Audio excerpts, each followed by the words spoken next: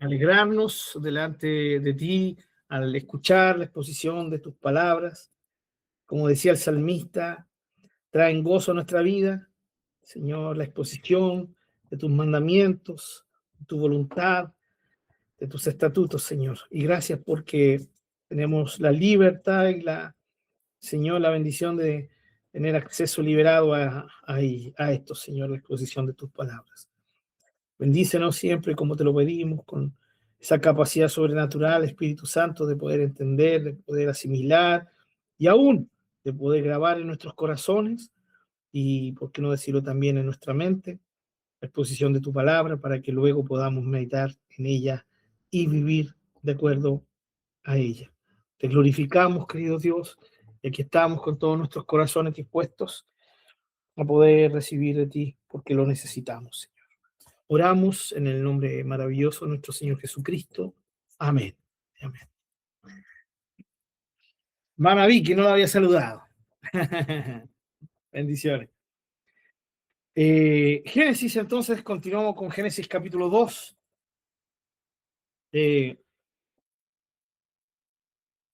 Estamos experimentando un estudio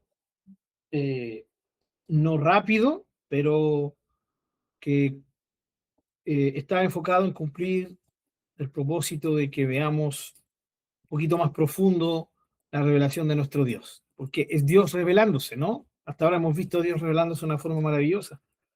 En el capítulo 1, como el Dios creador, como el todopoderoso, el soberano, el perfecto, el bondadoso, ya enfocado en la creación de forma general.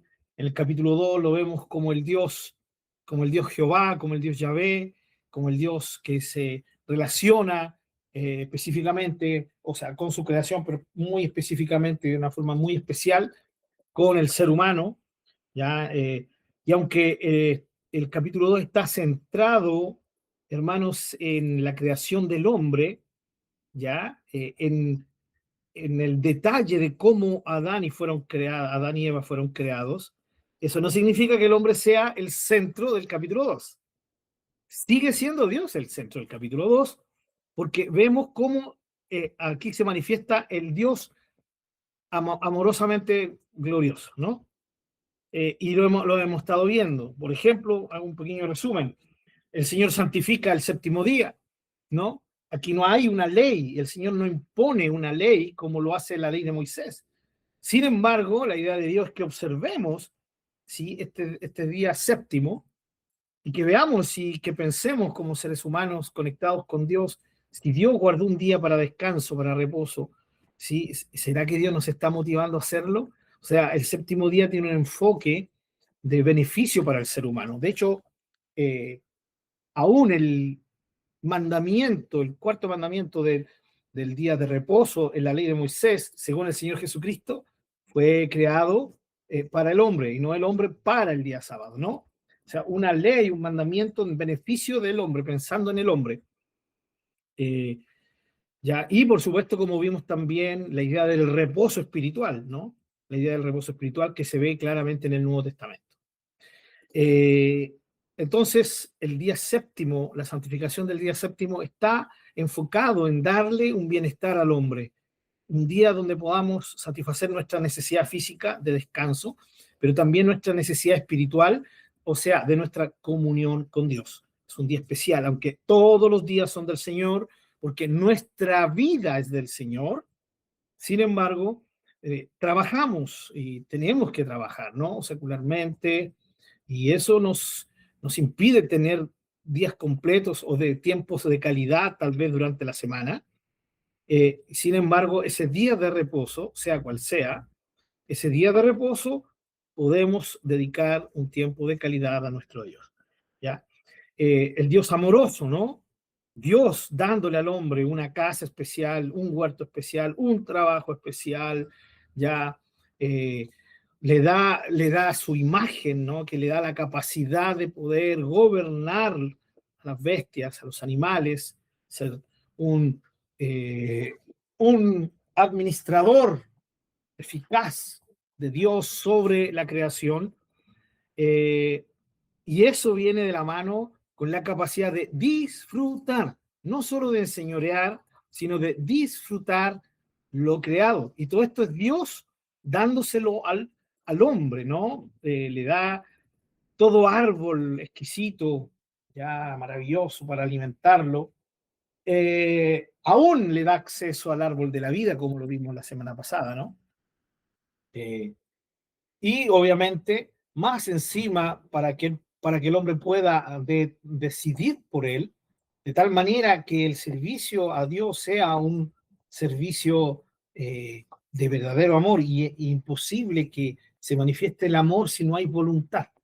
¿Ya? Entonces, Dios le pone, ¿cierto?, un mandamiento a Adán y Eva, al hombre, eh, que no es un mandamiento difícil, ya no es un mandato difícil. Todo lo contrario, está casi 100% a favor del hombre, eh, por no decir el 100%, ¿no? En el sentido de que ya alguien podrá decir, pero igual era una prueba, correcto. Pero Dios le había dado tantas cosas al hombre, más encima le da la capacidad de comer de cualquier árbol y más encima del árbol de la vida, y le dice, mira, lo único que no tienes que hacer es esto, punto. ¿Ya? Y más encima le advierte la consecuencia que va a venir. O sea, por donde veamos, Dios está proveyéndole con un tremendo amor a su criatura, el humano, ¿sí? Le está proveyendo todo su afecto, ¿ya? Y todo su cuidado, ¿ya? Todo su cuidado. Como dijimos, le da un trabajo muy fácil labrar la tierra en ese tiempo y en esa realidad era una realidad muy diferente a la de hoy, ya muy diferente a la de hoy, ya. Así que vemos en el capítulo 2 también, aunque el hombre es, la creación del hombre es lo que resalta, sin embargo, si nos detenemos un poquito, también estamos experimentando cómo Dios se está dando a conocer de una forma que hoy día lo conocemos como el Dios de amor, ¿no? Dios amoroso. Mi hermano Marcelo, por favor. Sí, pastorcito. Bueno, te está haciendo un resumen. La semana pasada dijo que iba a profundizar con respecto al tema de los tres árboles, ¿no es Ah, sí. cierto? El árbol de la vida, el árbol. Y a mí justamente como que me complica ese árbol de la vida. Ya. ¿Por qué?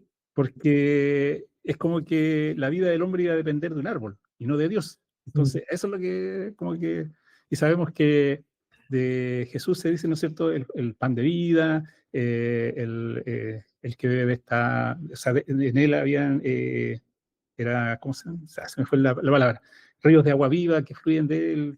Entonces, sabemos Más que encima, Él es la vida, ¿no? él es la vida, ¿no es cierto? En él estaba la vida y la vida era la luz de los hombres. Sí, Entonces, por eso esa parte como sí, que me complica en cuanto al árbol de la vida. sí. Se entiende, mi hermano. Sí, vamos a ver lo de los tres árboles, que hay una tremenda enseñanza en esto. Eh, pero enfoquémonos en esto que pregunta mi hermano Marcelo, ¿no? Eh, Justamente aquí recordemos que está el comienzo de la realidad de la humanidad, ¿no? Aquí hasta este momento no hay, no, el pecado no ha entrado, no hay necesidad de redención, ya no hay necesidad todavía de que el Hijo se haga hombre, ¿cierto? Se haga humano. Todo esto está dentro del propósito y de la omnisciencia de Dios, obviamente, ¿no? Apocalipsis dice el cordero que fue, ¿cierto?, destinado desde el principio, ¿cierto? Para nosotros. Entonces, entonces eso es algo real, ¿no? Que está ahí en la omnisciencia del Dios inefable, del Dios inescrutable. O sea, terreno donde nosotros no nos podemos meter porque no es que Dios no quiera revelárnoslo, sino porque aunque nos lo revelara, no seríamos capaces de entender. ¿Ya? Es demasiado. Entonces, estamos aquí en el capítulo 2, ¿ya? Donde Dios crea el árbol de la vida, eh, y esta realidad sin el mal, sin el pecado. Entonces, ¿qué es lo que hace Dios? De hecho, Dios mismo adquiere la vida. ¿Sí? O sea, él pudo haber sencillamente no haber creado el árbol de la vida. Eh, Sin embargo, el árbol de la vida está aquí y también está en Apocalipsis. Y también en Apocalipsis dice que el árbol de la vida, de hecho no es uno solo, sino que hay varios árboles de la vida, y que dice que las naciones vendrán, ¿no? A alimentarse de él, ¿ya? Para sanidad de las naciones. Eh, entonces, desde Génesis, a través de toda la Biblia, ¿no? Las dos tapas de la Biblia nos hablan de este árbol. Entonces es un árbol que trasciende, ¿sí? Que trasciende, no termina en Edén. De hecho, ¿qué es lo que, bueno, lo vamos a ver más adelante, aunque conocemos la historia, ¿no? Lo que hace Dios no es eliminar el árbol, sino eliminar el acceso al árbol, ¿ya? Al árbol de la vida. Ahora, ¿cuál es el tema aquí que nosotros tenemos que entender? Dios proveyendo un medio por el cual el hombre iba a poder tener vida. ¿Qué tipo de vida? Vida eterna. Esa es la idea, ¿no? Porque cuando el Señor lo saca dice, no, lo saca del huerto, dice que no coman de él, ¿cierto? Y vivan para siempre. O sea, claramente está hablando de vida eterna, de una vida prolongada, ¿no? Entonces, ¿qué es lo que es el árbol de la vida? Es la instancia. Bueno, lo vamos a ver también después, pero para adelantar un poquito. Este árbol de la vida es sencillamente el regalo de Dios para que el hombre tenga acceso, ¿sí? A la vida eterna, ¿no? A poder permanecer. ¿Ya? Esto también nos muestra que el hombre necesitaba, ¿sí? Era un medio que Dios le dio, ¿ya? Y un beneficio que Dios le dio, porque al final la eternidad solo la tiene Dios, ¿no?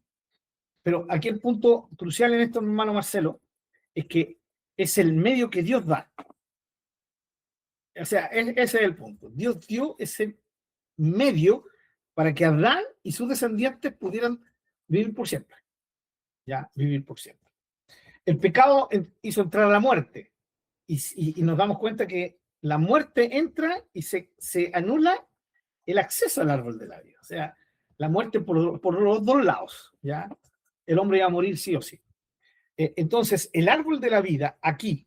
Por eso después ya no hay acceso, porque era algo que estaba pensado para el hombre antes de la caída. Antes de la caída. Después de la caída, se anula el árbol de la vida. Ya no hay más árbol de la vida o acceso al árbol de la vida. ¿Y cuándo vuelve a retomarse el árbol de la vida? Cuando ya está todo renovado, cuando ya no hay pecado, ¿sí? Cuando ya está todo saneado, por así decirlo. No hay ni muerte ni pecado. ¿Ya? Ahí vuelve a entrar el árbol de la vida. Por lo tanto, el árbol de la vida es un medio que Dios da, ¿sí? Antes de la caída y después de la regeneración total. ¿Ya? Pero que ese árbol de la vida, en esas realidades, es útil. Desde la caída hasta antes de la regeneración total, ya el árbol de la vida no tiene acceso, nosotros no tenemos acceso a él, ni él es útil para el ser humano. ¿Por qué? Porque dentro del plan salvador de Dios, Jesucristo sería la verdadera vida. ¿Sí? La verdadera vida. Entonces, el árbol de la vida cumple una misión antes de la caída y después de la regeneración ya total, universal, por así decirlo, ya, pero no dentro de estos dos puntos cronológicos de la historia humana. Así que esa es la idea del árbol de la vida, mi hermano Marcelo. ¿Sí? Ahora, ya que estamos hablando de los árboles, el Señor crea el capítulo 2 de Génesis, de nuevo, fíjense, el versículo 9, recuerden que Dios lo está haciendo enfocado en el beneficio del hombre. Capítulo 2, versículo 8. Y Jehová Dios plantó un huerto en Edén al oriente y puso allí al hombre que había formado. 9. Y Jehová Dios hizo nacer de la tierra todo árbol delicioso a la vista y bueno para comer. ¿Sí? Y bueno para comer. Ya, aquí es interesante, hermano, porque ¿qué es lo que hace Eva por medio de la seducción, ¿no? Capítulo 3, versículo 6, y vio la mujer que el árbol era bueno para comer, bueno para comer. Y aquí dice, acabamos de leer, que Dios lo creó y que era bueno para comer. De nuevo, Génesis 3, versículo 6, y que era agradable a los ojos, ¿sí? Árbol codiciable, agradable a los ojos. ¿Qué dice aquí en el capítulo 2, versículo 9? Árbol delicioso a la vista. ¿Ya? Y aquí hay algo interesante porque después lo vamos a ver. Eva no podía decir que este fruto, yo cedí porque era un árbol delicioso a la vista. No, Dios hizo todos los árboles deliciosos a la vista. Y tampoco iba a poder decir es que este árbol es bueno para comer. No, porque Dios había hecho ya todo árbol bueno para comer. ¿Ya? Entonces, nuevamente vemos que no hay ninguna excusa, ¿sí?, real para pecar. Es solo la determinación, ¿ya?, seducida y la voluntad rendida al mal. Pero volvamos al capítulo 2, donde todavía no hay pecado. ¿Ya? Me adelanté un poquito, pero era para hacer la comparación. Entonces Dios hace estos árboles. Este es el primer tipo de árbol, ¿no? El primer tipo de árbol es el árbol común, que era comestible. Todos los árboles comestibles.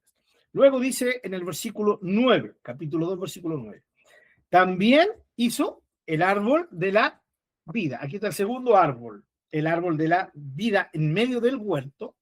Y por último, el tercero, y el árbol de la ciencia del bien y del mal. ¿Ya? Aquí están los tres tipos de árboles.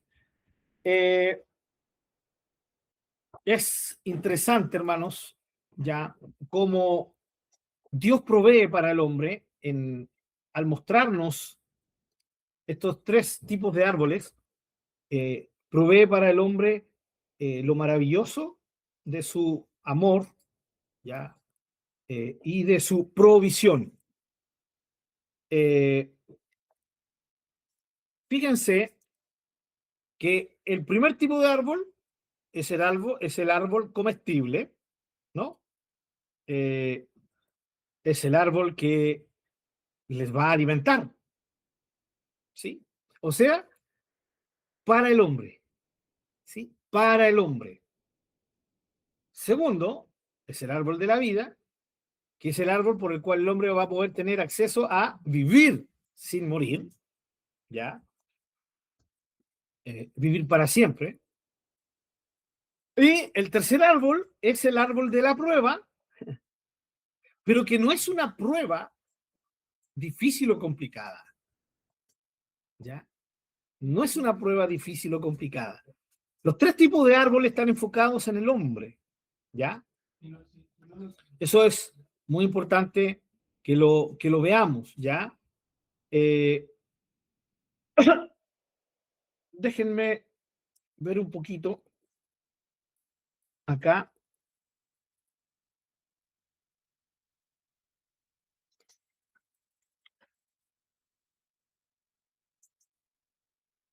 El árbol de la vida, vamos de uno por uno. El árbol de la vida es el que muestra. ¿Qué muestra el árbol de la vida? Vida. Y como vimos, el contexto es vida eterna, o sea, es vida para siempre, ¿no? En el árbol de la vida se expresa claramente la voluntad de Dios de que el hombre no muera, de que el hombre permanezca junto a él para siempre. El árbol de la vida está mostrando la buena voluntad de Dios. El árbol de la vida está mostrando eso que dijo el profeta, ¿no? Porque yo no tengo pensamientos de mal para ustedes, sino pensamientos de bien. O sea, es Dios revelándose a través del árbol de la vida al mostrarnos cuál es su deseo. ¿Qué muestra el árbol de la vida? El deseo de él de que siempre tuviéramos vida junto a él. Ese fue su deseo desde el principio. Comerlo significaba acceder a una vida continua, ¿ya? Comerlo significaba tener acceso a una condición, ¿sí? Que hoy día el ser humano no tiene, ¿ya? Entonces, la idea del árbol de la vida, hermanos, es mostrarnos cómo Dios nos ama y desea que estemos con Él. El árbol de la vida mostraba eso. Le estaba diciendo a Adán, aquí está, accede a estar siempre conmigo. ¿Sí? Accedan siempre a estar conmigo, porque ese es mi deseo. ¿Ya? Ese es mi deseo. El árbol del conocimiento del bien y del mal es el deseo de Dios, ¿cierto? Es la expresión del deseo de Dios de que el hombre pueda amarlo, honrarlo, querer estar con él de su voluntad. Eso muestra el árbol del conocimiento del bien y del mal. Sí, es dado como un punto de prueba, por supuesto, ¿ya? Pero es un punto de prueba sin ninguna pizca de mala intención, por así decirlo, ¿no? Todo el contexto demuestra que Dios da el árbol del conocimiento y del bien y del mal, no como una tentación, no lo da como un punto, ¿sí? Como algo como una con segunda intención oculta, ¿ya? Sino que es dado como un punto de inflexión para nuestra decisión personal e individual, que es imprescindible esto de que mi decisión personal, que yo tomé la decisión, es imprescindible esto para que Dios reciba lo que Él merece. O sea, una entrega, un amor, una devoción voluntaria y no una que nace de la imposición o de una mera demanda. Es que es el mandamiento. Hermano, no existe esto de yo te amo porque me mandas a hacerlo. Eso no existe. No existe. No hay amor, hermanos queridos, cuando alguien es obligado a amar. Eso no es el verdadero amor. El amor no existe bajo coerción, no existe bajo, ¿cierto? Por así decirlo, la imposición de alguien más fuerte. Dios no merece algo así. Dios no merece ni que le sirvamos obligados, ¿ya? Ni lo necesita tampoco. Dios no merece que lo alabemos obligados. Dios no lo merece y tampoco lo necesita, ¿ya? Dios no merece mi devoción o mi adoración, ¿sí? O mis ofrendas obligadas. Dios no merece eso, ni tampoco lo necesita. Dios merece que en voluntad rendida vengamos ante Él. Que eso es lo que hace el Señor Jesucristo con su obra en usted y yo, en usted y en mí. Lo ha hecho. Nos dio libertad, no para vivir libre en la vida ahora, sino que nos dio la libertad para que en libertad nosotros podamos rendirle nuestra vida al Señor. De ahí donde viene la frase, rendidos en adoración. Es la idea, ¿no? Rendido en adoración no tiene nada que ver con rendidos en cantos. No tiene relación directa con eso. El canto puede ser utilizado para declarar esto, pero rendición en adoración significa rendición en una vida que es para Dios y que es por Dios. ¿Ya? Eso ya lo vimos en nuestros estudios, nuestro estudio anterior sobre conociendo a Dios y sobre la reacción ante tal conocimiento, ¿no? Que es realmente la adoración. Bien, entonces, el árbol del conocimiento del bien y del mal, o de la ciencia del bien y del mal, ya es ese punto de inflexión. Es Dios deseando que el hombre pueda tomar una determinación por él. No hay ninguna mala intención en él. De hecho, es el único árbol del cual no puede comer. Puede comer de cualquier otro, incluso el árbol de la vida. Justamente, y de ese no. Y más encima, ¿cierto? Dios advierte. Es puesto como prueba, hermanos, a la lealtad y a la obediencia, a la decisión de vivir con Él y por Él, de acuerdo a su voluntad, al reconocerla, o sea, su voluntad, como buena, ¿cierto? Agradable y perfecta. Por lo tanto, el árbol del conocimiento del bien y del mal es la expresión de Dios para que usted y yo y todo ser humano decida libremente honrarlo a Él en libertad, amarlo, adorarlo, porque es lo que Él merece. ¿Ya? Es puesto como prueba, ¿ya? En el sentido de que se relaciona con un mandamiento claro y explícito, ¿ya?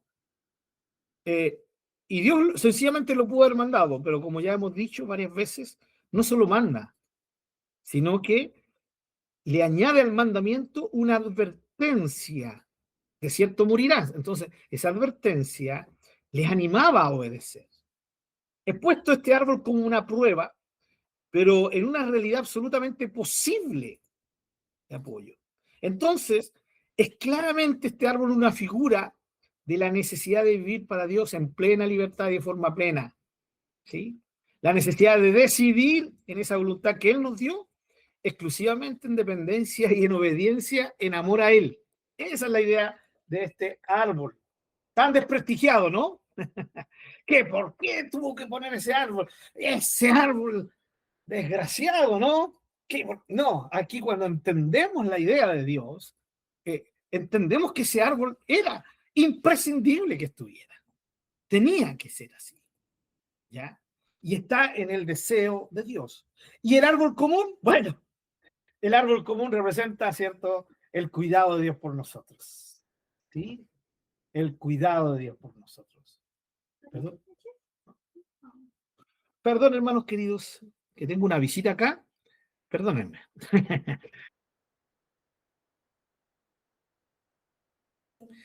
Ya, sigo, perdón. Es una visita, no es visita, es mi hija que está ahí al otro lado del computador. Interrumpiéndome. Ya se las daré después. Eh, entonces, hermanos, como decía recién, el árbol común no es otra cosa que la muestra del cuidado de Dios por nosotros. O sea, representa todos esos dones que Dios nos da, ¿no? Ese cuidado, esos regalos.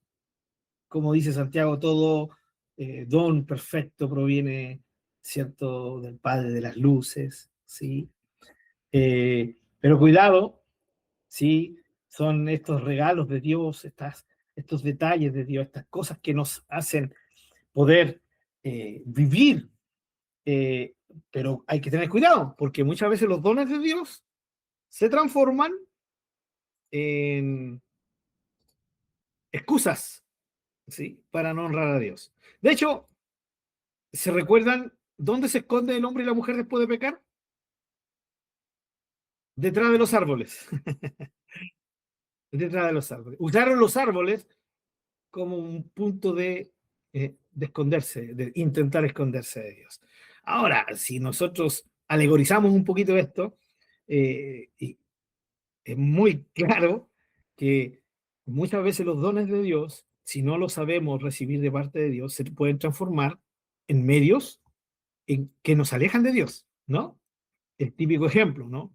Si yo le pido a Dios tal cosa, le pido a Dios un trabajo, ¿ya? Y Dios me da ese trabajo, pero luego yo termino afanándome en ese trabajo, el don de Dios me terminó alejando de Dios. Bueno, no el don de Dios, sino por mí, por mi culpa, yo trastorné el don de Dios en un medio para esconderme detrás de él y no ver a Dios cara a cara, ¿no? Y así he aplicado a tantas cosas, ¿no? A la misma vida, la misma vida, hermanos queridos. No, es que tengo vida para vivirla. Solo se vive una vez, ¿sí? Así que hay que aprovechar esta vida. ¿Han escuchado eso? Es un pensamiento muy fuerte, secular. Pero yo he escuchado hijos de Dios decir algo muy similar. Decir, Dios quiere que yo sea feliz en esta vida. Dios quiere mi felicidad, que esta vida yo la viva a concho, ya, y la disfrute. Así que me voy a ir de viaje para allá, de viaje para acá, voy a juntar plata, y aquí sin ninguna responsabilidad, y me olvido de honrar a Dios. ¿Sí? La misma vida puede ser usada como un lugar donde me escondo de la presencia de Dios. Así que los tres árboles que salen aquí en este versículo 9 del capítulo 2 nos muestran una realidad de Dios, ¿ya? Nos muestran una realidad de Dios. Al observar esto, hermanos, nos damos cuenta cómo Dios se está mostrando desde el principio como Él es, ¿ya? Cosas que hoy día leemos aquí en este versículo y logramos ver, son las cosas que se van manifestando y que Dios las va manifestando a través de toda la Biblia, ¿sí? Y con su punto culmine en la cruz, ¿sí? En la cruz. O sea, Dios viniendo a rescatarnos, Dios queriendo que tengamos vida, Dios dándonos libertad para que en libertad le honremos, le amemos y vivamos para Él. le rindamos nuestra vida completamente, ¿ya? Y por supuesto, una vida donde podemos disfrutar los dones de Dios, siempre reconociendo que vienen de Dios y que son para nuestro bien, pero que jamás tienen que apartarnos de Él. Todo lo contrario, debe motivar nuestra gratitud, ¿no? Es lo que hacen muchos cristianos hoy en día, en unos días más. El día 31, gracias Señor, una oración por todo lo que me diste el 2025. Perdóname porque no hice lo mejor, pero ahora sí que el 2026, sí Señor. Parece una oración, un rezo muchas veces para algunos, ¿no? Y se nos olvida que el día entre el 31 de diciembre y el 1 de enero no hay ni una diferencia. Lo único que hay más música, más borrachera y más de hartas cosas, ¿ya? Pero el otro día sigue siendo un día absolutamente normal, ¿ya? Bien, eso con respecto a los árboles, queridos hermanos, ¿ya? Seguimos entonces en el capítulo 2. Ya vimos los ríos, ¿no? El río más importante es el Éufrates, que es el más conocido, ¿ya? Entonces, lo último que vimos fue cómo Dios le dio todo, todo, todo, todo. Es lo que estábamos haciendo al principio, ¿no? En el resumen. Todo, todo se lo dio al hombre. O sea, el cuidado de Dios es maravilloso a favor de Adán y Eva. En este caso, hasta este momento, en favor de Adán. Entonces, llega el punto clave aquí, ¿no? Como dije la semana pasada, falta la guinda de la torta, ¿no? Dios le dio un trabajo excelente y hace que nazcan, ¿cierto? De ahí los mejores alimentos. Vamos entonces ahí al versículo 18. ¿Sí? Leo. Y dijo Jehová Dios, no es bueno que el hombre esté solo. Le haré ayuda idónea para él. Jehová Dios formó pues de la tierra toda bestia del campo y toda ave de los cielos y las trajo a Adán para que viese cómo los había de llamar, y todo lo que Adán llamó a los animales vivientes, ese es su nombre. Y puso Adán nombre a toda bestia y ave de los cielos y a todo ganado del campo, pero para Adán no se halló ayuda idónea para él. Entonces Jehová Dios hizo caer en sueño profundo sobre Adán, y mientras éste dormía, tomó una de sus costillas y cerró la carne en su lugar. Y de la costilla que Jehová Dios tomó del hombre, hizo una mujer y la trajo al hombre. ¿Ya? Aquí está la guinda de la torta, hermano, de todo lo que Dios le dio como bendición tremenda en el cuidado amoroso de Dios por Adán. Ya le ha dado de todo. Lo único que faltaba era una ayuda idónea, una compañera, ¿no? Una compañera. Quiero llevarlos, antes de desglosar un poquito esto, hermano, los quiero llevar al siguiente pensamiento. Cuando no lee esto, es inevitable no irse al capítulo 3, la ayuda idónea. ¿Sí? Es decir, en el siguiente capítulo, la ayuda idónea hace pecar al hombre. ¿Qué tipo de ayuda idónea? ¿No?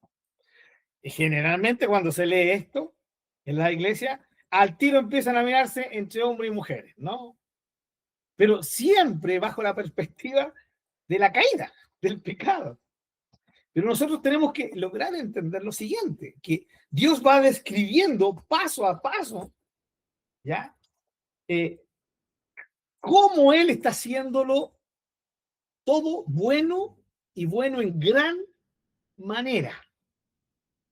Eso, ¿se recuerdan? Lo vimos en capítulo 1, ¿no? Bueno y bueno en gran manera. O sea, hasta ahora Dios ha hecho cosas maravillosas, ¿no? El huerto, cómo formó a Adán, el trabajo a Adán, ¿sí? Los alimentos, los 3 tipos de árboles. Pero Dios ve que el hombre, ¿sí? Está solo. Y aquí los quiero llevar a esto, hermanos. ¿Cómo Dios? Es algo muy parecido, hermano Marcelo, a lo que pasa con el árbol de la vida, ¿no? Usted decía, pero ¿cómo? Si Él es la vida, ¿para qué va a ser un árbol, no? Ya, lo mismo podríamos decir aquí, pero si Dios es mi compañía, Adán puede haber dicho, pero si tú eres mi compañía, eres mi mejor amigo, no necesito nada, ni de nada, ni de nadie más de lo que ya me has dado. Pero Dios ve la necesidad de Adán. O sea, Dios crea a Adán con esta necesidad. ¿Ya? Aquí no es que Dios diga, ucha, crea a este hombre, algo faltó porque veo que está lloriqueando, ¿cierto? No tengo ayuda, no tengo a nadie, estoy solo, ¿ya? Entonces, no, Dios no se equivocó, Dios está llevando a cabo paso por paso eso que Él crea y lo crea bueno y bueno en gran manera. Primero Dios creó al hombre, solo. ¿Será que el Señor nos quiere mostrar que el hombre puede y debe primero depender de Dios? No sabemos cuánto tiempo Adán vivió solo. Y no fue Adán quien le pidió una compañera a Dios. Dios vio que él estaba solo. Dios decide crearle una compañera, una ayuda idónea. Esa es la descripción, ¿ya? Dios decide, es la idea de Dios. Volvemos al mismo punto. Dios pensando en lo mejor para el hombre. ¿Ya? Para el hombre. Y aquí, obviamente, dice que el Señor formó a las bestias, ¿no? Las formó. Aquí usa la misma palabra cuando Dios forma al hombre, en el capítulo 2, versículo 7. Entonces Jehová Dios formó al hombre. ¿Se recuerdan? Lo vimos la semana pasada. Es la misma palabra, formar, moldear. Pero ¿cuál es la diferencia entre todo? Porque aquí está hablando, hermanos, entendamos una cosa. No está hablando de los animales que ya fueron creados alrededor del mundo. Está hablando de los animales que Dios crea ahí, específicamente del huerto, ¿sí? Del huerto. Esto no tiene nada que ver con el día sexto antes de que el hombre sea creado. Estos son animales que fueron creados post creación de Adán, después de la creación de Adán. Y están creados ¿de dónde? De ahí, de la tierra del huerto. Jehová Dios formó pues de la tierra toda bestia del campo y toda ave de los cielos los trajo a Adán. Entonces, ¿cuál es la idea? Entender que estos animales son los que Dios creó ahí, en el huerto, del huerto. Recuerden que ya pasamos al enfoque universal o mundial y estamos enfocados en el capítulo 2. Dios nos enfoca en el huerto. Por lo tanto, aquí no hay ninguna contradicción entre el capítulo 2, 19 y el capítulo 1, ¿sí? Y ahí en el versículo 24 y 25. ¿Ya? No hay ninguna contradicción. Aquí está enfocado en el huerto. Dios crea estos animales ahí en el huerto y esos son los animales que Dios trae a Adán. ¿Sí? Dios, ¿para qué hubiera traído los animales alrededor de todo el mundo? No, son los de aquí, los del huerto. Y estos animales, Dios se los trae a Adán para que Adán les ponga nombre. Aquí ya vemos la imagen de Dios en Adán. Una sabiduría que está por sobre la de los animales. ¿Qué hay en todo esto, hermanos?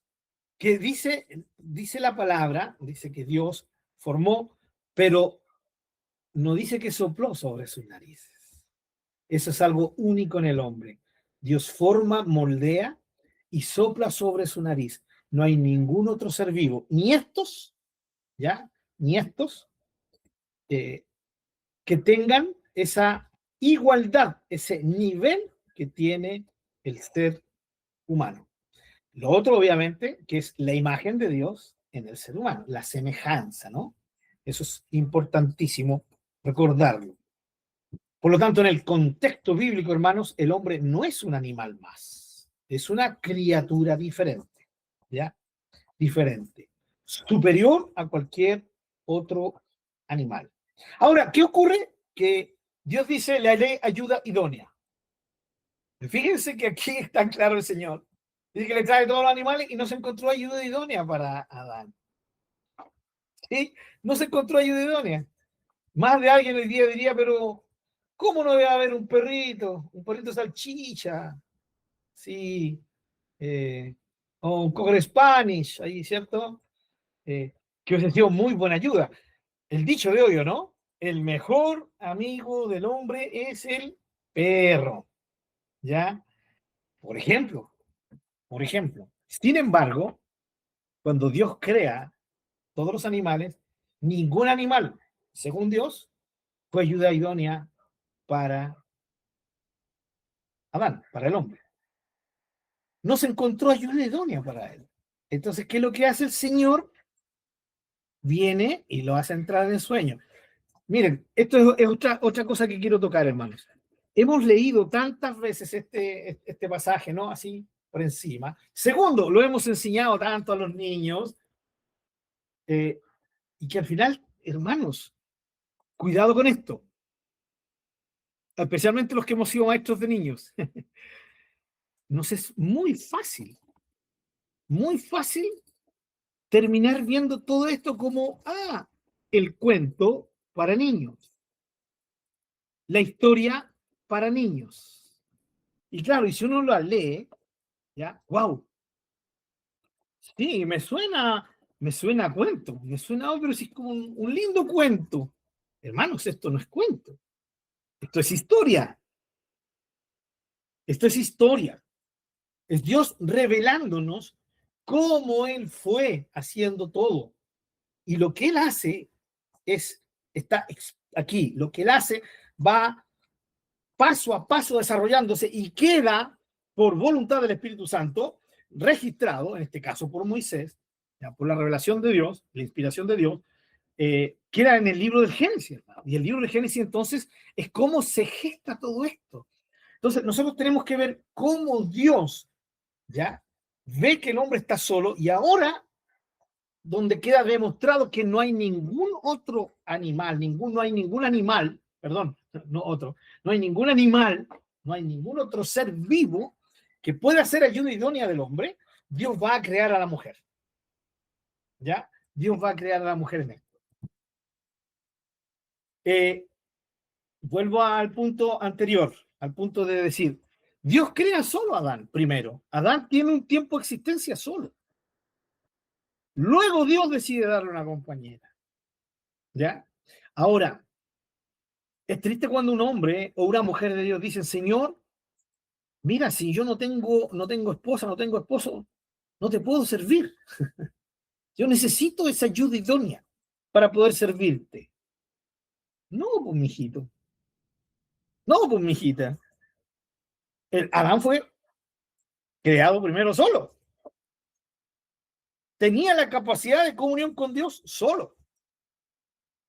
Luego fue hecha la mujer por voluntad de Dios. O sea, la mujer es un regalo de Dios, es una provisión de Dios para Adán, para que él esté con alguien a su altura, ¿sí? No para que con esa ayuda idónea al fin pueda lograr su comunión con Dios. No, no, no, no, no, no. No. Y aquí está el tema. Hoy día hay matrimonios de hijos de Dios, ¿no? Donde ella es cristiana y él no. Va a ser la excusa de decir ella, es que si mi esposo no es cristiano, yo no puedo seguirte, Señor. No, sí puede tener una relación con Dios.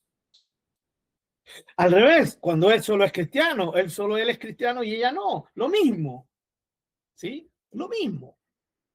Entonces, fuimos creados para la relación, hermanos, vertical, independientes. Eso es lo que, la idea de que Dios haya creado primero al hombre, hermanos. Adán podía tener amistad con Dios sin la necesidad de una relación horizontal, sin ayuda. Él no necesitaba ayuda idónea para tener comunicación con Dios, amistad con Dios. Él necesitaba ayuda idónea para él mismo, ¿sí? Para poder convivir y llevar adelante, ¿cierto? Esa vida. Pero, como lo vamos a ver, con el fin de poder procrear también. Esa es la idea de la ayuda idónea. Ahora, yo entiendo, hermano. Cuando el matrimonio, ambos son cristianos, se apoyan mutuamente para buscar a Dios. Maravilloso. Genial. Gloria a Dios por eso. Pero es una consecuencia, hermanos. No es el punto primero. El punto primero es que cada uno debe querer y tiene que saber que puede relacionarse con Dios. La relación vertical, ¿sí?, no depende de nada ni de nadie horizontal. Lo que yo necesito, yo humanamente, para poder vivir en este mundo, es ahí donde entra la relación horizontal. Y aquí entra la queridísima Eva, ¿cierto? La mujer. La mujer. Eso significa ayuda idónea. Eso significa ayuda idónea. Bien, ahora, esta ayuda idónea, hermanos, hablemos un poquito de la ayuda idónea. Ese suspiro no lo malinterpreten, hermano, ya no hayan, algunos lo podrían malinterpretar como que no creo mucho que haya sido una buena ayuda. No, no, fue Dios quien la creó, ¿no? La idea, hermanos, que seamos capaces de ver que Dios dice que va a hacer la ayuda idónea. ¿Qué le hizo? Ayuda idónea. ¿Qué es lo que era Eva? Ayuda idónea. Veamos esto, hermanos, un poquito. Detengámonos un poquito aquí en esto de la ayuda idónea. Dice, primero, no se ayuda idónea, y luego dice, no se halló ayuda idónea para él, y luego dice, en el 21, hizo una mujer. Hermanos, nos está diciendo Dios claramente, ningún ser viviente es o puede ser este tipo de ayuda para el hombre. El perro es una mascota, el gato es una mascota, el loro es una mascota, y lo que se nos venga por delante, el ratón, si alguien quiere tener un ratoncito, dele, hermano, ¿no? Son mascotas. Dentro de la revelación de la Biblia, son seres vivos que Dios creó para que el hombre los disfrute, pero no son ayuda idónea, ¿ya? No son ayuda idónea. Este tipo de ayuda para el hombre solo puede serlo la mujer. Y, obviamente, viceversa. ¿Ya? Viceversa. Ante esta necesidad que Dios ve en Adán, que Dios ve en el hombre, Dios forma a la mujer. ¿Ya? No crea ningún otro ser especial, sea animal, vegetal, ¿sí?, ni hombre. No crea otro hombre. Crea a una mujer. ¿Sí? Y fíjense, ¿qué significa cómo Dios creó a Eva, a esta mujer? Primero, la forma o la crea del mismo hombre. Del mismo hombre. Algún científico diría con el mismo ADN. Bienvenido sea eso, ¿no? Eso. Por lo tanto, esta mujer, esta criatura que nace de Adán, es un ser humano. Es un ser humano. Segundo, pone en esta criatura la imagen también de Dios. Dios mismo pone su imagen en ella. ¿Se recuerdan que lo vimos en Génesis capítulo 1, 26? Dios forma al hombre y a la mujer a su imagen. Por lo tanto, en esta criatura, Dios pone su imagen y todo lo que la imagen significa. ¿Sí? Todo lo que la imagen significa. ¿Se recuerdan lo que la imagen le dimos énfasis, no? La capacidad de poder enseñorearse, la capacidad de poder disfrutar, la capacidad de poder dirigir, ¿ya? Todo eso está dentro de la imagen, ¿ya?, de Dios. Y la mujer, esta criatura, lo tiene también. No solo el hombre, la mujer, esta criatura nueva también la tiene, que es la mujer. Tercero, ¿sí? De esta manera le da a la mujer la capacidad de ser la ayuda del hombre en la acción de reproducción. ¿Sí o no? No hay ningún otro ser vivo que esté hecha para el hombre. Y nosotros vemos cómo Dios crea al hombre con su aparato sexual y a la mujer con su aparato sexual, que son una perfecta, ¿cierto? Un perfecto complemento. Y Dios lo crea así porque está en esa idea de Dios de darle al hombre un complemento. ¿Sí? Son complementarios. La mujer, por lo tanto, tiene el mismo ADN del hombre, viene del hombre, ¿ya? tiene la misma esencia del hombre en ese sentido, la misma naturaleza. Segundo, tiene la imagen de Dios puesta en ella. Y tercero, Dios le da algo especial que puede, ¿sí?, complementarse con el hombre integralmente. Integralmente. Esa es la idea del versículo 24. Leemos el versículo 24. Por tanto, dejará el hombre a su padre y a su madre y se unirá a su mujer y serán una sola carne. Dejará, se unirá y serán una sola carne. Esa es la idea con que Dios crea a la mujer. Esto es lo que es bueno y bueno en gran manera. ¿Ya? Esta es la idea. Dejará, se unirá y serán una sola carne. Yo sé que por ahí más de alguien se está recordando tal vez de algún chiste, de los famosos chistes que se hacen sobre esto, ¿no? Hoy en día, ¿ya? Pero dejemos a un lado la idea de los chistes y enfoquémonos en lo maravilloso que Dios hace. Dios le da al hombre, ¿sí?, la ayuda idónea perfecta, perfecta. Se va a poder unir a, ¿cierto? Esta criatura se va a poder unir al hombre de tal manera que sean un maravilloso complemento. Serán una sola carne, hermanos. Aquí no hay una fusión, ¿cierto?, en que se mezclan los cuerpos, ya como se mezclarían, no sé, una masa con otra masa. Porque el hombre sigue siendo hombre, la mujer sigue siendo mujer. Siguen siendo dos seres personales separados. Pero esa unión es la unidad integral, porque al unirse, ¿sí?, se fusiona y comienza a entrelazarse intenciones, deseos, proyectos, pensamientos, planes y también la parte sexual, que es parte de todo esto. ¿Por qué? Porque Dios les da la orden de reproducirse, multiplicarse, de fructificar. ¿Ya? Así que, por eso es que cuando Dios se la presenta a Adán, el versículo 23 dice, dijo entonces Adán, esto es ahora hueso de mis huesos y carne de mi carne. Esta será llamada varona porque del varón fue tomada. Adán la tenía clarita, ¿ya? La tenía clarita. Bien.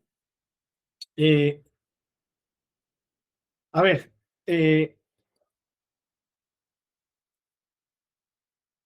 la Biblia, hermanos, confirma esto, de por tanto dejará el hombre a su padre y a su madre y se unirá a su mujer y serán una sola carne, la confirma a través de la Escritura en el Nuevo Testamento. Es interesante. ¿Por qué es interesante? ¿Por qué? Porque en este versículo, en el versículo 24, está manifestada la idea de Dios de lo que hoy día conocemos como matrimonio. No sé si se dieron cuenta, pero yo hasta ahora no he mencionado este término, ¿sí? Hasta ahora no he usado matrimonio. Creo que no. Bueno, después lo vamos a revisar. ¿Ya? Pero recién vengo a hablar de matrimonio. El versículo 24 es la base para lo que hoy día nosotros conocemos como matrimonio. El matrimonio, el concepto de matrimonio, se desprende del versículo 24. Pero si ustedes se dan cuenta, aquí no dice que se casaron, que Dios los casó, ¿sí?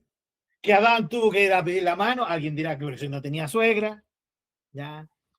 Eva tampoco. Entonces, está bien, ¿no? Está bien eso. Ya se entiende, se entiende. Se dan cuenta que igual uno inmediatamente se acuerda de los chistes, ¿no? Es inevitable, ¿no? Pero no nos enfoquemos, vuelvo a decir, no nos enfoquemos en los chistes, si no vamos a perder la perspectiva. ¿Ya? Aquí está claro, Adán y Eva no tenían suegra, y no habla de eso. No habla de que Dios llamó a los ángeles para que fueran testigos. Aquí no hay un libro escrito, firmado, un convenio ante la ley, nada, nada. Dios crea la ayuda idónea, se la da a Adán y ellos se unen. Pero fíjense en qué sentido esto pasa a ser la base de lo que es el concepto del matrimonio, porque está en eso de dejará el hombre a su padre y a su madre. Un verdadero matrimonio siempre va a implicar eso, que que el esposo, la esposa nuevo, el nuevo matrimonio, ambos van a dejar a su parentela y van a ir a formar ellos una nueva sociedad en amor, ¿ya? Entonces, por eso de aquí se desprende el concepto de matrimonio. Por eso usted va a encontrarse con gente que dice, pero ¿para qué? Pues si, a ver, ¿dónde dice aquí que se tenían que casar? Si aquí no habla de matrimonio. Correcto, eso es verdad, no habla de matrimonio. Pero cuando uno entiende el concepto de matrimonio a través de la Biblia, se da cuenta que está en la base. Dejará a su padre y a su madre. O sea, vamos cortando el cordón umbilical. ¿Sí? Bueno, segundo, dice, dejará a su padre y a su madre y se unirá. ¿Sí? O sea, va a estar con. Luego dice, a su mujer. Una mujer. Esto es muy directo, hermanos. Es a propósito. ¿Y cómo sabemos que a propósito? Lo vamos a leer en el Nuevo Testamento. Se confirma el versículo 24, lo confirma el Señor Jesucristo y lo confirma el apóstol Pablo. O sea, lo confirma el Hijo, el Dios Hijo y lo confirma el Dios Espíritu Santo a través del hombre inspirado. Lo vamos a ver después, pero veamos todavía la idea. Se unirá a su mujer, una sola mujer. No dos ni tres. No hay cabida para la poligamia ni para la bigamia. ¿Sí? No hay cabida, hermanos, y aquí yo sé que aquí entra un tema complicado porque me afecta a mí. Aquí tampoco entra el tema del divorcio. Esa es la verdad, hermanos. Aquí no entra, aquí no hay esta idea no da cabida al divorcio. Por eso nosotros tenemos que entender que bíblicamente, mis amados hermanos, el divorcio, sí, lamentablemente, se ha producido se ha transformado en una necesidad por la dureza del corazón del hombre, pero nunca fue el deseo de Dios. Por eso Dios puede, y a través de la escritura, incluso a través de la misma ley, abre las puertas a algo que Él no quiso desde el principio. ¿Qué es eso? El divorcio. Porque el divorcio rompe esta unión, ¿sí? Esta unión se rompe por tristemente el divorcio. Pero Dios ve el corazón tan duro del hombre y de la mujer que tiene que dar salida a los que son víctimas. ¿Sí? A los que son víctimas. No voy a entrar en detalle cuáles son las razones de divorcio porque no es nuestro tema. Solo quiero dejar claro que aquí, en este concepto maravilloso, no estaba pensado en divorcio para nada. Porque la idea era, se unirá a su mujer, la idea de que se une a su mujer y ya no se va a unir a ninguna otra mujer. Lamentablemente, vuelvo a decir, lo quiero volver a explicar para que no se malinterprete lo que estoy diciendo. ¿Ya? No es la voluntad de Dios, jamás Dios va a querer el divorcio, nunca. Pero así como Dios no quiere el mal, pero tiene que permitirlo por la voluntad, ¿cierto?, del hombre, por su libre voluntad, el divorcio es una de aquellas cosas que Dios no quiere, pero tiene que permitir. Y las permite, ¿por qué? Por el bien de aquel que sufre, por el bien de aquel que es víctima, por el bien de aquel que es arrastrado, ¿cierto? Al dolor, ¿ya? Sin que haya sido la razón de aquello. Y eso se da, ustedes lo saben, hermano. Hoy día el divorcio está tristemente a la vuelta de la esquina. Bueno, a la vuelta de la esquina, no, está al lado, saliendo a la puerta para afuera. La gente hoy en día se casa y se divorcia. La gente en Hollywood, hermano, yo no entiendo. No entiendo cómo un actor y una actriz que tienen tan podrido plata vienen y se casan. Pasa un mes, pasa un año y se divorcian y se vuelven a casar. Yo no sé cuál es la idea de seguir casándose. De verdad, no lo entiendo. Y se ha desprestigiado. Bueno, no entiendo la mente de ellos, pero sí entiendo la mente del diablo. Todo esto se produce sencillamente porque el diablo quiere destruir todo lo que Dios ha forjado. Y dentro de eso es el matrimonio. ¿Sí? Sí, hermanos. Miren, solamente un pequeño dato. Hace un tiempo atrás, ustedes saben, bueno, yo escuché a esta persona hablar. Ustedes saben que aquí en Chile, hace unos años atrás, se permitió el tema de convivencia entre parejas homosexuales, ¿no? Y siempre se ha querido el matrimonio para ellos. Y aquí yo no voy a entrar, hermano, en el conflicto de la homosexualidad en sí, solamente estoy dando el siguiente ejemplo. Una persona que es homosexual dijo, pero yo no necesito que me den el derecho a casarme, ¿no? Yo quiero estar con una persona, voy a estar con ella y no necesito casarme. Y esta persona decía, el casamiento es algo religioso, y yo no soy religioso. Y saben que suena raro, ¿no? Pero yo le encuentro eh, razón en cierto punto a esa persona. ¿A qué voy con esto, hermanos? Porque el matrimonio es una institución que Dios dio al ser humano. Pero, ¿qué pasa con el ser humano que no cree en él? ¿Qué pasa con el ser humano que no se sujeta a él? ¿Ustedes creen que les va a incomodar? No. O sea, si Dios les está diciendo que no maten, ellos matan. Si Dios está ordenando que no roben, ellos roban. Es una humanidad sin Dios, ¿cierto?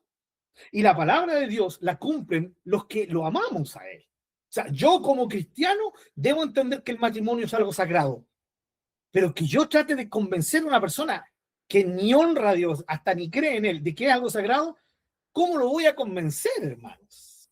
No lo voy a convencer. Ahora, yo entiendo que muchas personas van a decir, entonces, hermano Pablo, ¿tú no crees que hay que defender el matrimonio? Claro que sí, hay que defenderlo dentro del reino de Dios, por hermano. ¿Ya? Pero fuera del reino de Dios, ¿cómo se puede imponer algo? No se puede imponer nada. No se le puede imponer que se casen las personas que no conocen a Dios, si ellos viven su propia vida. Pero sí dentro de la iglesia, sí dentro del reino de Dios. Ahora, una persona que no es creyente. Miren, llegan a nuestras iglesias, ninguno de los dos es creyente, en el sentido, ninguno ha entregado su vida al Señor. ¿Y qué es lo que hago yo? Vengo, ya, ni un problema, qué lindo, que respeten a Dios, yo voy a orar por ustedes y listo. Lo que Dios unió no lo separa el hombre, y qué lindo, maravilloso. Después me invitan al banquete y vamos comiendo cosas ricas en el matrimonio, y se va el pastor, el líder de los casados, y vamos, ya se fue el pastor, y métale música, métale copete y todo, listo. ¡Ah! Pero si ese hombre y esa mujer fueron a pedir la bendición de Dios, esa es la idea, ¿no? Pero ¿cómo Dios va a poder bendecir dos corazones que no están ni ahí con Él? ¿Saben lo que es esto? Esta es la religiosidad que gobierna la mente del ser humano. Creen que es como un toque de suerte si Dios, si el pastor o el líder o el cura les da la bendición al matrimonio. Pero hoy día queda registrado en la historia de que, aunque sea el hombre más consagrado que ore por un matrimonio, si ese matrimonio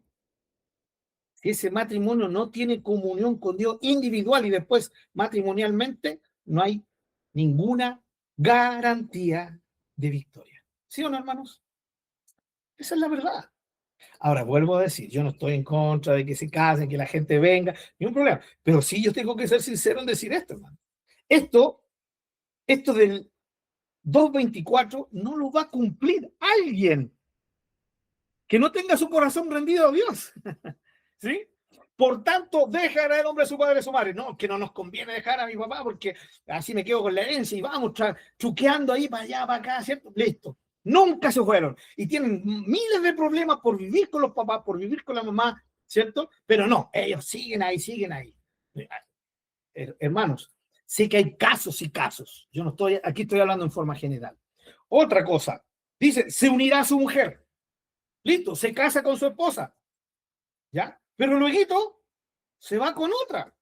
O ella se casa con su esposo, listo, con toda la bendición de Dios, todo. Pasa un tiempo, aparece otro y se va con el otro. Y esto se repite, se repite, se repite. ¿Sí o no? Esa es la verdad, hermanos. Pero esto no debería ser posible para los hijos de Dios. Tristemente, hoy en día la iglesia o los cristianos, sus dichos cristianos, están viviendo una vida igual como la vive cualquier persona sin Dios. Ahora, debo reconocer que ciertas personas tienen cierto, no sé si llamarle razón, hermanos, pero sí hay gente que sigue, usted sabe, sigue a los hombres, ¿no? Sigue a sus líderes, no siguen a Dios. Y cuando ven que su líder, ¿sí? Su pastorcita querida, su pastorcita amada, viene y se para delante de ellos y un día domingo les dice, hermanos, he recibido un sueño, Dios me ha hablado a través del sueño, que tengo que dejar al Lucho, al pastor Lucho. Pastor Lucho, hemos estado desde el principio aquí sirviendo a Dios, pero Dios me habló y me dijo que la verdad que el Lucho no era para mí. ¿Sí? Así que Dios me reveló también quién es realmente mi compañero. ¿Sí? Y dijo que era el hermano Hortensio. Por favor, hermano Hortensio, ponte pie. Se para el Hortensio, 1,90 m, salió recién del paquete del gimnasio, ¿no? Con estas poleras, está haciendo onda musculosa, ¿no? Hasta uno se enamoraría del Hortensio, ¿no? Y según la pastorcita, este es el regalo de Dios, este es el hombre de Dios para su vida. Este es el bombón que Dios me dio, chicos. ¿Sí? Y se separan. Suena chistoso lo que acabo de decir. ¿Saben ustedes que esto es de la vida real? Esto es un caso de la vida real. Fue lo que pasó con esta mujer que era esposa del famoso Guillermo Maldonado. ¿Sí? Se divorciaron porque ella recibió de Dios que tenía que casarse con otro. Se adelantó, po. Se le adelantó a Guillermo Maldonado, porque Guillermo Maldonado, antes que Guillermo Maldonado dijera, Dios me mostró que otra era mi mujer, se le adelantó. ¿Ya? Pero no solamente ella, hay otra por ahí, una famosa, se me olvidó el nombre ahí en YouTube, una que tiene hasta esta de moda, se me olvidó el nombre. Pero también, ella también recibe lo mismo, recibe una relación de Dios, de que Dios le dio otro esposo. Hermanos, o sea, ¿hasta dónde hemos llegado? Es todo eso quebranta Génesis 2:24. Se unirá a su mujer.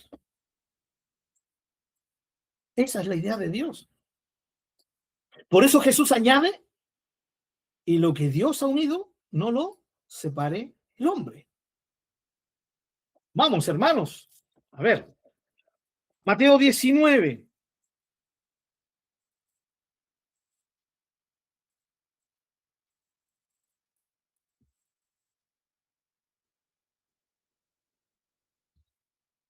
Veamos al Señor Jesucristo hablando.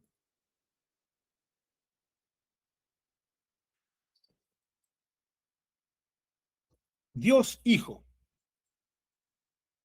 Mateo 19. ¿Lo tienen? El paralelo también está en Marcos 10 y en Lucas 16. Pero vamos a leer de Mateo. Mateo 19, versículo 4. No voy a entrar en el contexto, solamente aquí. El contexto habla sobre el divorcio, pero quiero ir aquí a esto. 19:4 dice, él respondiendo les dijo, ¿no han leído que el que los hizo al principio, Génesis, varón y hembra, los hizo? Es lo mismo que estamos hablando, ¿no? Que estamos estudiando. Y dijo, por esto el hombre dejará padre y madre y se unirá a su mujer y los dos serán una sola carne. ¿Sí?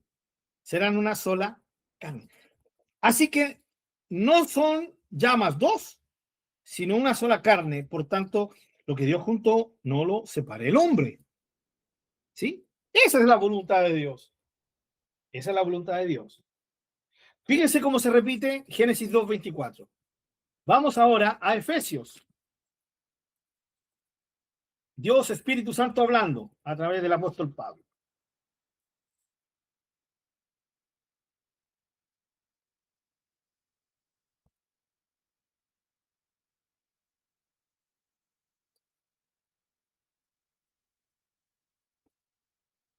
Efesios capítulo 5, hermanos, versículo 31.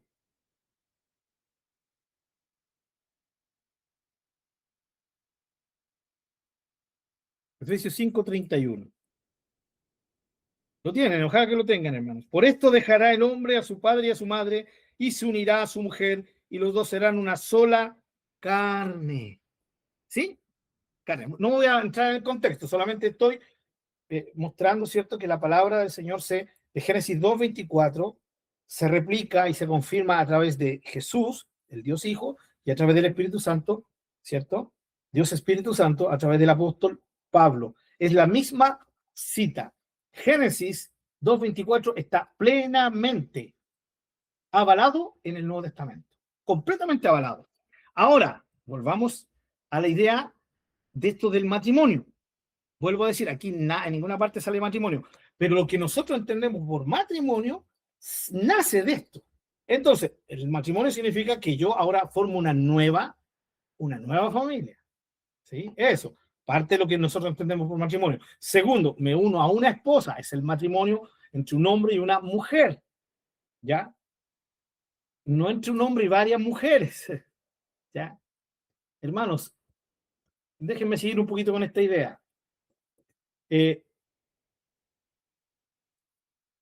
Nosotros vimos que en los estudios, especialmente cuando vimos el pecado, vimos que una de las consecuencias del pecado de Caín fue que su descendencia se alejó mucho de Dios. Y uno de sus descendientes más famosos se llamaba Lamec. Y Lamec tuvo 2 esposas. Fue el primer bígamo. 2 esposas. Hermano, esto es machismo en su, más que incipiente, ya está desarrollándose. Que un hombre tenga 2 mujeres. O sea, no es la idea de Dios. Es su mujer. Lamec ya inmediatamente rompe con Génesis 2:24. ¿Ya?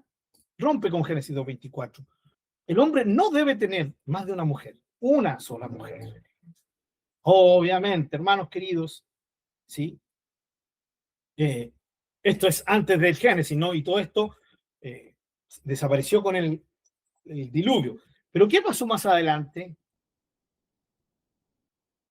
¿Se siguió respetando esto de una sola mujer? No, no, no. A mí me asombra, hermanos, me asombra nuestro querido padre Abraham, padre de la fe, amigo de Dios, tremendo, ¿no? Wow. Pero cuando viene Sara y le dice, toma a mi sierva para que me levante, yo entiendo, hermanos. Se levantan todos los defensores de Abraham para decir, no, es que eso era completamente legal, era permitido en ese tiempo. Sí, es el tema, que era permitido culturalmente, pero nunca fue la idea de Dios. Y Abraham, es que Sara, yo te amo solo a ti, tú eres la única mujer. No, nada. La Biblia dice que le pasó a la sierva y a Abraham, démosle, vamos, tengamos un hijito, ¿cierto? Sí. Después vamos más adelante. Jacob, ni un problema.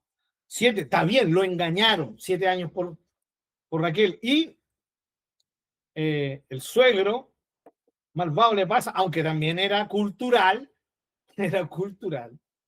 que Lea fuera la primera en casarse. O sea, aquí ven el juego de la cultura, ¿ya? Y Jacob es lamentablemente golpeado por el tema cultural.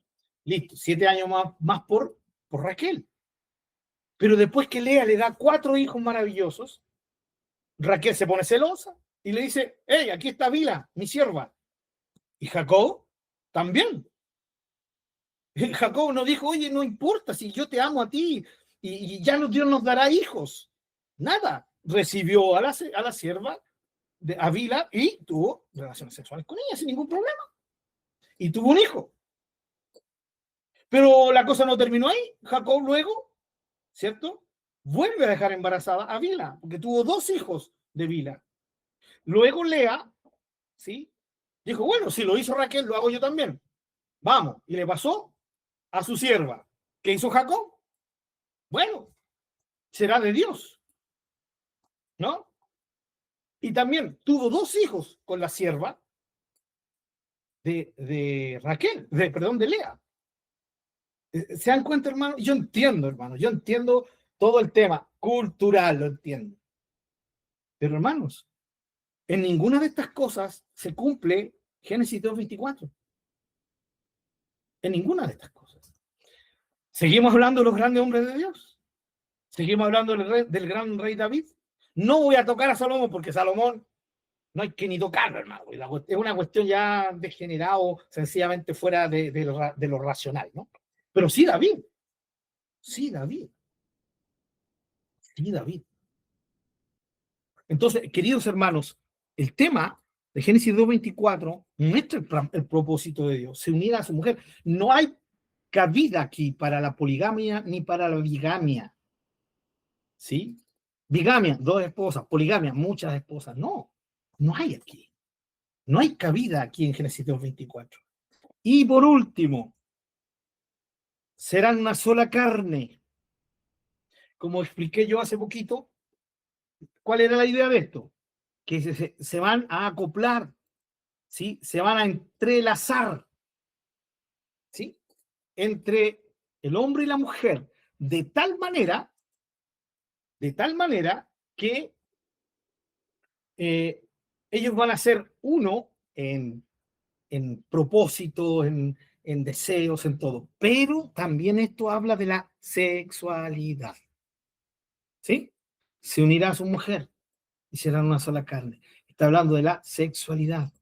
Por eso de esto se desprende la idea del matrimonio, donde dentro del matrimonio tiene que haber fidelidad sexual entre hombre y mujer, entre esposos. ¿De dónde viene este concepto del matrimonio? Y el concepto del matrimonio, ¿de dónde viene? De Génesis 2:24. Por favor, acompáñenme, hermanos, a 1 Corintios, capítulo 6.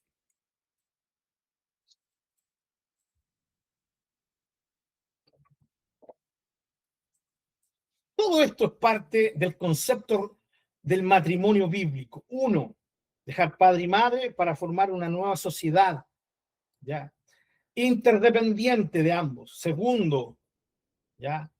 Es de un hombre y una mujer, no de varias mujeres ni de varios hombres, ¿sí? Tercero, la unión que se gesta en propósito, en amor, en todo eso, pero también en la capacidad de poder relacionarse sexualmente y también procrear, que es la idea, ¿no?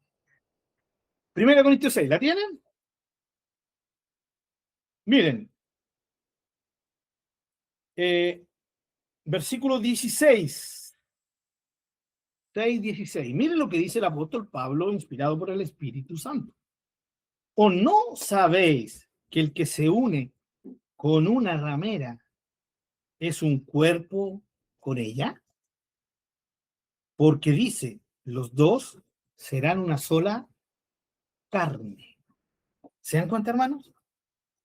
Serán una sola carne, unirse a una mujer sexualmente, es esto. Pablo entiende la frase, serán una sola carne, como la unión sexual. Y aquí dice que si yo entro en esta relación con una ramera, una prostituta, ¿no? Significa que yo estoy siendo una sola carne con esa mujer. Entonces, ¿a qué se refiere ser una sola carne? A esta relación que debería ser santa, ¿sí? Dentro del matrimonio, entre un hombre y una mujer, que dejan a su padre y a su madre, que se unen, ¿cierto? Y ahora pasan a ser una unidad plena, hasta corporalmente hablando. Génesis 2:24. Génesis 2:24. ¿Ya? Ahora, por eso es que aquí en el contexto de 1 Corintios 6, la fornicación es un pecado que Pablo le da un realce especial. Por eso. Porque así de complicado es cuando alguien intima con una persona, ¿cierto? Y con otra, o cuando se produce, ¿cierto? Este pecado de la infidelidad dentro del matrimonio. Pero fíjense, hermanos queridos, que la idea siempre de Dios es mostrarnos, y con esto ya vamos terminando, es mostrarnos la base. El pecado a nosotros, de una u otra manera, nos ha golpeado. Como hijos de Dios, fallamos, pecamos. Lo maravilloso de esto, hermanos, es que Dios nos restaura y nos perdona. ¿Estamos de acuerdo con eso, hermanos? ¿Cierto? Espero que sí. Dios nos restaura y nos perdona. Hermanos, lo que yo acabo de mostrar es para sencillamente mostrar cuál es el propósito primero de Dios y para mostrar también en este caso de cómo Dios le dio a Adán y luego ahora a Eva todo su amor, todo su cuidado, ¿sí? Todo lo que ellos necesitaban y termina dándole lo mejor al hombre, que es a Eva, y obviamente para Eva, Adán, ¿ya? Y los lleva a que ellos se relacionen en lo que hoy día nosotros tenemos como concepto el matrimonio. Esa es la idea. Por eso hoy día se habla del matrimonio aquí, ¿ya? Vuelvo a decir, hay gente que dice, pero aquí no dice que se casaron. No, pero está claramente en el Génesis 2:24 el concepto de lo que hoy día nosotros conocemos como matrimonio, ¿ya? Con la idea de que dentro de los hijos de Dios el matrimonio sí es algo sagrado, no un mero convenio delante de la legislatura o de la ley de cada país. Y por último, hermanos, solo para hacer la acotación, Génesis 2:25, y estaban ambos desnudos, Adán y su mujer, y no se avergonzaban. El hombre y la mujer fueron creados puros en su mentalidad y deseo, sin malicia. Toda su relación era esencialmente en pureza integral, en pureza total, ¿no? O sea, algo que hoy día nosotros no podríamos conocer, solamente podríamos imaginarnos. Pero todos nacemos bajo pecado hoy día. Este es un punto muy importante, pues es lo que se contrasta con lo que vamos a ver la próxima clase, ¿cierto? Con las expresiones después de la caída, como conocieron que estaban desnudos, tuve miedo porque estaba desnudo, y la pregunta de Dios, ¿quién te enseñó que estabas desnudo? ¿Se dan cuenta del contraste? Aquí dice, estaban desnudos y no se avergonzaban. ¿Saben, hermanos queridos? En la concupiscencia, producto de la caída, ella es la que reina en la mente y el corazón del humano, y es esa concupiscencia la que le da ese toque sensual o lascivo a la desnudez. Por eso hoy día nosotros no podemos, aunque somos creados en Cristo como nuevas criaturas, no significa que vamos a volver a andar desnudos, no. Porque es parte de la naturaleza caída que la desnudez se ve y tiene ese toque siempre sensual y lascivo. Hasta que no seamos regenerados completamente, hermanos, en la redención de nuestros cuerpos, esa malicia va a estar ahí, en nuestra mente, en nuestro corazón, queriendo luchar en contra de nuestra determinación de vivir de acuerdo al Espíritu. Ahora, por más que se abogue entonces por una desnudez libre de inmoralidad, por nuestra naturaleza caída es imposible. De hecho, la vestimenta, hermanos, la vestimenta muy ceñida al cuerpo, también es involucrada en este concepto. ¿Saben por qué? Porque la vestimenta muy ceñida insinúa ¿qué? Insinúa desnudez, ¿o no? Por supuesto. Todo lo que se ajusta al cuerpo, sea hombre o mujer, ¿cierto? Se ciña al cuerpo, insinúa desnudez. Por eso, esa forma, la forma de vestir, ¿ya? Hace, ¿cierto? Que se vea esta parte de sensualidad y de lascivia por esta naturaleza caída. Pero al principio no era así, no era así, porque no había malicia, no había pecado. Bien, mis queridos hermanos, ya concluimos el capítulo 2.